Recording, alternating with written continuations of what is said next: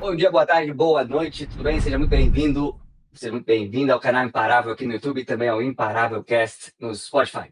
Hoje você vai conhecer a trajetória de Vanessa Fernandes, de Rio Branco, no Acre. Vanessa já era mãe quando estudava para concursos, enfrentava uma dura dificuldade ali com escassez de recursos, a pressão emocional de conciliar trabalho, casa, estudos e filho pequeno sempre esteve presente. E ainda assim ela conseguiu chegar lá. Foi aprovada em primeiro lugar no concurso do Tribunal de Justiça do Acre em 2024. Filha de um técnico em refrigeração, hoje aposentado após um AVC, e de uma auxiliar de serviços gerais que, por anos, saiu de casa às 3 da manhã para trabalhar como cobradora de ônibus, Vanessa cresceu ouvindo de sua mãe uma poderosa máxima, que só havia um caminho para mudar de vida, os estudos. E ela seguiu essa jornada com determinação. Durante toda a sua preparação, ou boa parte da sua preparação, não tinha dinheiro para livros, para cursos preparatórios ou mentorias, mas estudava ali com o que dava. E eventualmente conseguiu, com muito suor, com muito esforço, obter a assinatura social do GRAN na modalidade mulher. Esse valor com bastante desconto, ela conseguiu ter acesso à nossa plataforma e a biblioteca todos os dias, ficava lá até a noite, enquanto o filho ainda bebê passava o dia quase sem vê-la. Houve dias em que tudo que ele queria era deitar ao lado dela no chão, só para ficar por perto. Vanessa renunciou festas, feriados, aniversário, Dia das Mães, porque sabia que não podia desperdiçar aquela chance. E quando viu seu nome no topo da lista dos aprovados, entendeu que o esforço não tinha sido em vão, que o esforço foi justamente em prol de sua família. No episódio de hoje, você vai se emocionar com a história de uma mãe, estudante, mulher guerreira, que transformou limitações em força e realizou um sonho que começa com um simples conselho de sua mãe: estude, minha filha. Então, estamos aqui com a Vanessa. Vanessa, seja muito bem-vinda. Muito obrigado por estar conosco para bater esse papo, para conversar um pouquinho. Obrigada, Gabriel. Boa noite. Vanessa, você cresceu vendo sua mãe sair para trabalhar ainda de madrugada e ouvindo um conselho repetido que te marcou, né? Estude para não passar pelo que eu passo. Com o tempo, o que essa frase passou a significar na sua vida? Então, Gabriel, boa noite novamente. Essa frase foi uma forma de motivação para mim. Porque eu via toda a luta da minha mãe tendo que acordar tão cedo, 3 horas da manhã, é hora que normalmente todas as pessoas estão dormindo.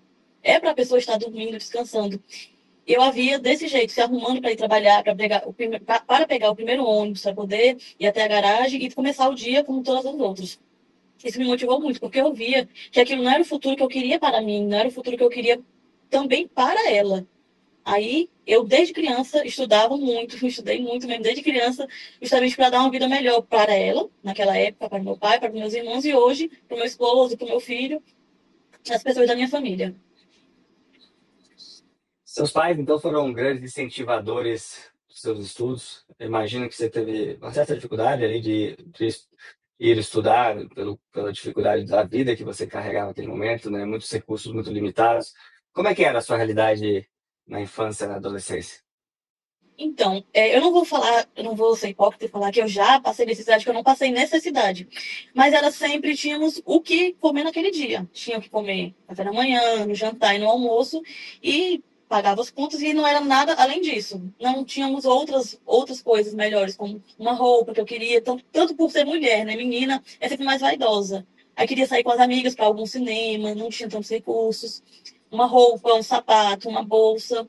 Era a questão que a gente não tinha recursos para essas coisas. Os recursos era para pagar as contas e alimentar a família. Então, isso era outra motivação também, que eu via assim, não, eu preciso estudar para quando eu tiver o meu dinheiro, eu comprar o que eu quiser.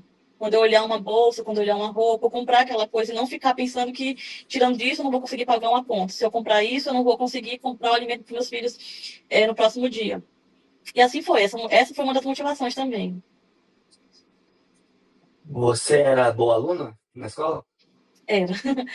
Tanto é que quando eu passei nesse concurso do Tribunal de Justiça, muitos professores da época que eu estudava na quarta série, quinta série, época fundamental, vieram me parabenizar e falaram que eu sempre fui uma boa aluna e eles sempre acreditaram que eu iria conseguir alcançar os meus objetivos. E eu me cobrava muito, desde criança também, por ser, não sei, por ser uma das filhas mais velhas, né? Eu sempre me cobrava muito. Eu falava, não, eu preciso ser melhor, eu preciso ser acima da média. Somente a média nunca foi para mim o bom, eu tinha que ser acima da média. E não era uma cobrança dos meus pais. Os meus pais queriam que eu tirasse boas notas, mas eu tirasse um 9, um 8, tudo bem. Mas eu queria ser a melhor. Eu tenho que tirar um 10. Um 9 não tá bom. Eu tenho que tirar a melhor nota. Eu sempre me cobrei muito em relação a isso. Como apareceram os concursos na sua vida? Tinha alguém que era uma referência para você? Você conhecia alguém que era concursado? Alguém da família já tinha sido servidor ou era servidor? Essa questão do concurso começou na faculdade. Eu consegui fazer faculdade por uma bolsa de 100%. Eu consegui uma bolsa para cursar direito integral aqui no estado. E aí na faculdade eu vi as pessoas falando que concurso era melhor, a carreira pública era melhor por conta da estabilidade. E antes disso eu só tinha trabalhado de carteira assinada, eu só conhecia a realidade de ser seletista. Eu sabia da questão da estabilidade, que um dia está bom, outro dia não está. A questão também da instabilidade financeira, é, tudo isso eu ficava com esse receio de não ser o futuro a questão de ser seletista. Aí na faculdade eu encontrei essas pessoas falando sobre a carreira pública. Um amigo meu da faculdade, chamado Kio, ele também era servidor público, me incentivava a falar, Vanessa, estuda que tu consegue. Aí na faculdade eu comecei a fazer os estágios obrigatórios pela faculdade mesmo de Direito, a gente tem que fazer alguns estágios. E nesses estágios eram em órgãos públicos. Eu conheci algumas pessoas também nos estágios e me apaixonei pela carreira pública. E aí, como é que foi? Você gostou? Você quis seguir? Começou a estudar? Já saiu sendo aprovado em tudo ou foi mais difícil? Não, foi assim, quando eu terminei na época da faculdade, como eu era bolsista, eu não podia reprovar em nenhuma matéria, porque corria o risco de eu perder a bolsa. Então eu estudava muito na faculdade para tirar também notas excelentes e nunca nem chegar a ficar de final, de ficar de recuperação para não correr o risco de ser reprovada. Então na época da faculdade eu me dediquei muito e isso puxava muito de mim, porque a minha rotina na faculdade era trabalhar de manhã, à tarde, não, estagiava de manhã, à tarde eu trabalhava e à noite eu ia para a faculdade. E de madrugada eu estudava das matérias da faculdade.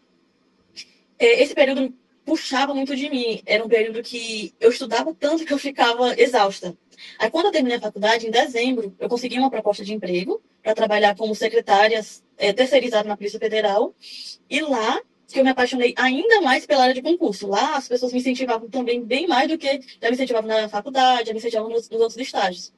E lá eu via as pessoas que realmente acreditavam em mim, acreditavam no meu potencial, acreditavam até mais do que eu mesma. Eu via, não, realmente, se todas as pessoas estão falando que eu sou capaz, eu preciso ter um tempo, ter um foco e começar nessa carreira. Mas eu não foi algo assim imediato. Depois que eu terminei a faculdade, eu passei uns 3 anos até começar realmente a querer estudar para concurso. Que, como eu falei que a faculdade puxava muito de mim, quando terminou o curso, eu não quis mais saber de estudar. Eu falei, não, eu vou tirar um ano sabático, não vou pegar em livro, porque eu não aguento mais ler livro, não aguento mais ler. E assim foi. E aí seu filho nasceu nesse período de três Foi, anos fora foi, atuando no mercado sem estudar para concurso. foi. Eu terminei o curso no final de 2020, colei grau no começo de 2021. Em maio de 2021, descobri que estava grávida. Foi na época da pandemia, então foi uma época bem puxada, todos com muito medo, toda essa questão de estabilidade no cenário nacional. E na época que eu estava grávida, eu fiquei em casa em teletrabalho. Porque na época tinha uma lei que falava que todas as grávidas tinham que ficar em casa. Fiquei em casa, tive meu bebê, passei 5 meses de licença maternidade.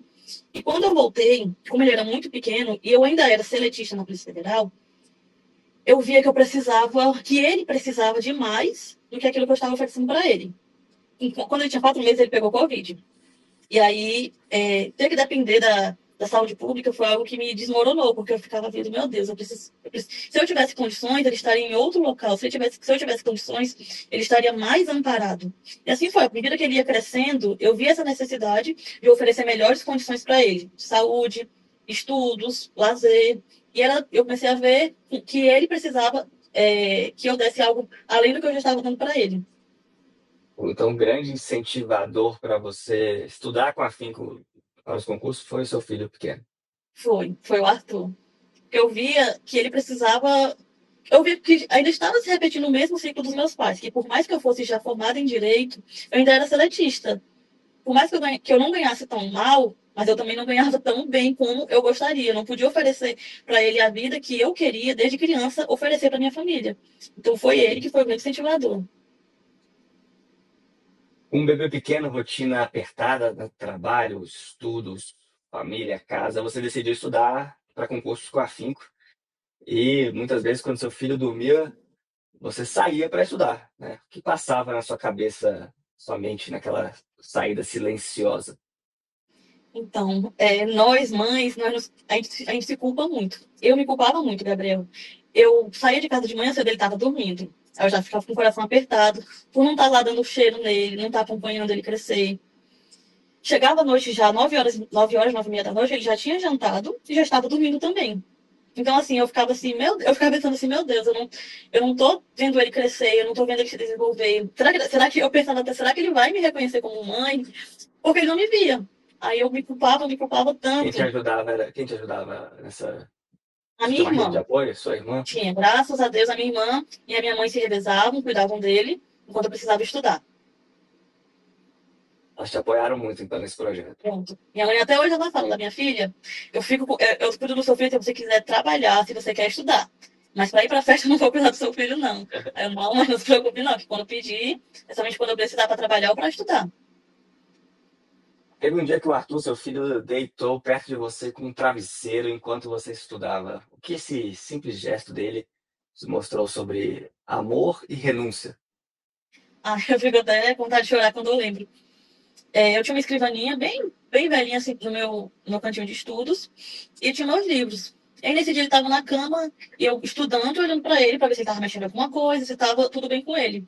Aí ele pegou o travesseiro, colocou assim ao meu lado e deitou e ficou me olhando. Naquele momento ele não pediu colo, e normalmente é o que ele pede muito para ficar no colo, pede muito para ficar abraçado. Naquele momento ele não pediu colo, ele não pediu para pegar algo para ele, não pediu nada. Eu vi que ele só queria estar ao meu lado sem pedir nada em troca. E aquilo me doeu, me corroeu demais, porque eu falava assim, meu Deus, é o meu tempo livre, eu podia estar aqui abraçando ele, brincando com ele, ensinando coisas para ele, eu estou aqui estudando. Então eu preciso fazer valer a pena esse tempo que eu estou investindo nos meus estudos, porque se eu olhar para trás e não dar certo, tiver sido em vão, não vou conseguir me perdoar. Então aquilo foi uma outra motivação a mais, que eu sabia que esse tempo que eu estava dedicando de passar com ele precisava valer a pena no futuro.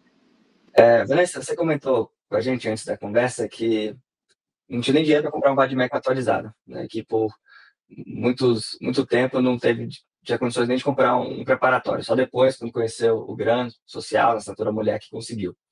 O que essas condições tão desfavoráveis financeiras te ensinaram sobre resiliência, persistência, mesmo em meio a adversidades? Então, me ensinou que eu não posso olhar para o que está à minha volta. Eu tenho que olhar para o que está dentro de mim. Porque nessa época eu tentava me sabotar. Eu pensava assim, meu Deus, eu não tenho dinheiro para comprar um livro, que é o mínimo do mínimo que a pessoa pode ter. Naquela época eu não tinha nem computador. Então eu ia na biblioteca, usar o computador da biblioteca para estudar para concurso. Eu não tinha computador em casa. E eu pensava, meu Deus, eu não tenho um livro, eu não tenho um computador em casa, eu não tenho dinheiro para pagar um pré-concurso presencial para estar ali todo dia tirando dúvidas presencialmente com o professor. E tem outros concorrentes que têm. Eu ficava me sabotando, mas eu pensei, para que eu vou ficar dando tanta desculpa, para que eu vou ficar arranjando tanto obstáculo, sendo que eu sei que eu tenho capacidade de estudar? Então, eu fui e usei o máximo que estava ao meu alcance. Como eu falei, consegui o Grão Mulher Social, que era um valor que eu podia pagar. O Vadmec, eu falei com políticos da região e pedi doação, que tem aquele que é impresso pelo Senado, né, pela gráfica do Senado. Consegui um impresso pela gráfica do Senado, computador, já que eu não tinha em casa. Fui para a biblioteca, de uma biblioteca que tem aqui perto da minha casa, usar o computador. Então, não deixei que as dificuldades me paralisassem. Eu fui atrás de alternativas para conseguir passar por esses obstáculos, porque ficar dando desculpa, desculpa, desculpa, não estava me levando para frente, não estava me levando a lugar nenhum. Então, eu tinha que conseguir passar por tudo isso. Você lidou com comparação, medo, até a síndrome do impostor durante esse processo. Quando esses pensamentos vinham, o que te ajudava a seguir em frente e tentar afastá-lo de alguma forma? Então, o que me ajudava era o meu filho. Eu pensava assim, desistir não é uma opção. Eu não posso desistir. Ele não pediu para nascer, ele não pediu para ter essa vida. Então, se ele só tem a minha ou o pai dele, eu tenho que dar o meu máximo por ele. Desistir não é uma opção, então eu tinha que conseguir, persistir, lutar até conseguir meu objetivo. Inclusive, sua prova para o TJ do Acre caiu no Dia das Mães, é isso mesmo? Foi. A prova inicialmente estava marcada para março de 2024. Só que aí teve um problema com a banca e o dia da prova ela foi cancelada e foi adiada para maio. Quando eu vi que ia cair no Dia das Mães, eu já pensei, meu Deus, mais uma data que eu vou passar longe do meu filho. Mas como eu já estava estudando, já estava no ritmo, tinha me preparado, eu falei, não, eu não vou deixar isso me paralisar. Isso vai ser só vai ser só mais um obstáculo para a gente passar por cima. Vai dar certo e continuei estudando. Quando cancelaram a prova, continuei estudando até chegar o dia, graças a Deus, ter dado tudo certo. Quando o resultado saiu, não só você estava aprovada, né, que era o seu objetivo, mas aprovada em primeiro lugar, né? E o que que você sentiu nesse momento ali? Qual foi a sua reação? E também, quem foi a primeira pessoa para quem você contou essa novidade? A primeira pessoa que eu contei foi pro meu esposo. Foi assim, eu já tinha saído a nota da prova objetiva e faltava a nota da prova discursiva. A nota ia sair numa segunda-feira. No domingo, a gente estava na igreja e eu decidi orar por esse sonho. Muitas pessoas acham que não lido com religião, né? Mas eu sou religiosa. Eu decidi pedir, eu falei, Deus, eu estudei tanto, eu batalhei tanto, me coloque em primeiro lugar. E tinham falado exatamente isso na igreja. Ore por algo que você acha que é impossível. Ore por algo, faça prova de Deus. E foi isso que eu fiz. Eu orei, falei, Deus, me coloque em primeiro lugar. Eu mereço, eu estudei, eu batalhei por isso. Me coloque, eu pedi exatamente isso, me coloque em primeiro lugar. Aí saiu o resultado, eu estava a caminho de casa, eu estava na moto quando saiu o resultado. Fui para casa, abri o celular e vi lá meu nome em primeiro lugar na prova discursiva. Aí eu comecei a comparar minha nota com os outros candidatos para ver se a soma das minhas notas com a soma dos outros eu continuaria em primeiro. E ali eu fiquei realmente em primeiro, com 5 pontos de diferença do segundo colocado, mais ou menos. Então, com uma boa margem de um para o outro. Eu liguei pro meu esposo, eu falei, meu amor, não. Aí eu falei assim, meu amor, adivinha? Ele falou, tu passou em primeiro. Parece que até ele já sabia também. Falei, eu vou ficar em primeiro. Aí, graças a Deus, fiquei em primeiro. Saíram os recursos, continuei em primeiro. Prova de títulos, continuei em primeiro. E assim foi até a minha nomeação. Como é que a vida mudou depois que você começou a trabalhar no tribunal? Mudou radicalmente. Eu já tinha tido experiência no Tribunal de Justiça, porque eu já tinha sido estagiária de graduação, lá em 2019. Depois eu fui estagiária de pós-graduação. Já também fui conciliadora no Tribunal de Justiça, então eu conhecia a rotina do Tribunal de Justiça. Eu não tinha ainda conseguido ser servidora efetiva. Mudou porque a questão da estabilidade é algo que nos conforta. A gente saber que a crise financeira não vai abalar a questão do meu serviço. E também eu vejo também que o serviço público é algo também vocacional. O serviço público, o nome mesmo já diz, é servir ao público. Nós estamos aqui nessa terra e nós temos que ter uma vocação, nós temos que ter um propósito. Eu vejo assim, eu não posso passar nessa terra em vão sem ter tido um propósito. E lidar com pessoas, eu gosto de lidar com pessoas, eu gosto de saber histórias, eu gosto de construir relacionamentos, e isso é o que nós temos quando estamos lidando com o público, servindo ao público. Seu filho, ele hoje é muito pequenininho, mas lá na frente, se ele te perguntasse por que você lutou tanto, o que você gostaria de responder para ele? Eu gostaria de falar para ele que dificuldades todos vamos ter, não importa condição social, não importa de onde a pessoa veio, onde a pessoa mora, sexo, todos vamos ter. Alguns vão ter mais, outros vão ter menos, outros vão ter alguns privilégios a mais. As dificuldades todo mundo passa, todos nós vamos passar por guerras e por dificuldades. Só que o que nos diferencia é a forma como nós passamos por essa dificuldade. É não deixar que o medo paralise a gente, não deixar que o medo nos impeça de dar o próximo passo. É isso que eu gostaria de passar para ele. Que o medo não pode paralisar ele. Dificuldade vai ter, em qualquer coisa que a gente vai fazer, vai ter uma dificuldade. Tudo que é novo é difícil, tudo que é novo é difícil lidar. Mas tem que passar por cima, tem que botar a cara a tapa e tem que crer, tem que confiar no sucesso. Vanessa, você é filho hoje aposentado, né, mas um ex-técnico em refrigeração, auxiliar de serviços gerais, estudou, imagino, sempre em escola pública, antes de fazer a faculdade. Ao estudar para concursos, não tinha um computador em casa, precisava recorrer à biblioteca para estudar. Não tinha dinheiro para comprar uma Mac, conseguiu doação. Não tinha dinheiro para comprar um preparatório, conseguiu assinatura social aqui no GRAM, né, com valor acessível. Foram muitos desafios, muitas dificuldades, conciliar tudo que é da vida ali, né? A maternidade, o trabalho, a casa. E hoje você ganha bem, né? Hoje você tem um cargo importante para a sociedade, ganha bem, pode proporcionar ao seu filho boas condições, inclusive em condições de saúde, que antes, imagino, não tinha, né? Como você citou, e acabou sendo motivador para esse projeto, essa dedicação. O que você diria para quem está nos acompanhando hoje, possivelmente passando por situações ou desafios similares, e que está pensando em desistir, ou talvez até já desistiu temporariamente, qual frase ou conselho você daria para essa pessoa ser imparável como você foi e é na sua jornada? Então, eu diria assim, que as pessoas que conquistam não são aquelas pessoas que têm melhores condições, ou aquelas pessoas que mais estudaram, ou aquelas pessoas que nunca caíram. As pessoas que conquistam são aquelas pessoas que nunca desistiram. E essa é a chave, é não desistir. Cada dia que a gente estuda é um pouquinho que vai exercitando nosso cérebro. Nosso cérebro é um músculo, então cada dia que a gente estuda não é um dia perdido. Se a gente não passa em algum concurso, aquele tempo que a gente passou estudando não foi em vão. Que para o próximo concurso a gente vai aproveitar. Quando ler aquele material para o próximo concurso, você vai lembrar que há 2 meses atrás você leu aquele material. Não vai ser uma novidade para você. Então, cada dia estudado não é um dia perdido, é um dia investido. Vanessa, muito obrigado pela conversa, pelo tempo, pela confiança aqui no GRAN. A gente se sente parte aí da sua história. Foi um prazer conhecê-la um pouco melhor hoje e compartilhar esse testemunho com tantas pessoas. Muito obrigado. Por nada, Gabriel. Precisando, estou aqui.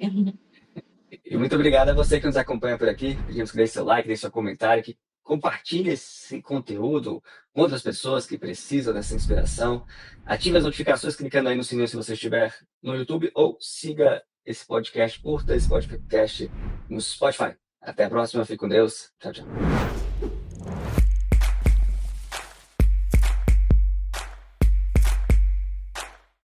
Você quer assistir a conversas como esta, inspiradoras de imparáveis que conquistaram seus sonhos e passaram por desafios muito, muito grandes? Então inscreva-se no canal Imparável, acompanhe centenas de entrevistas como esta e também assista aos novos depoimentos, às novas conversas toda quinta-feira às 19 horas aqui no canal.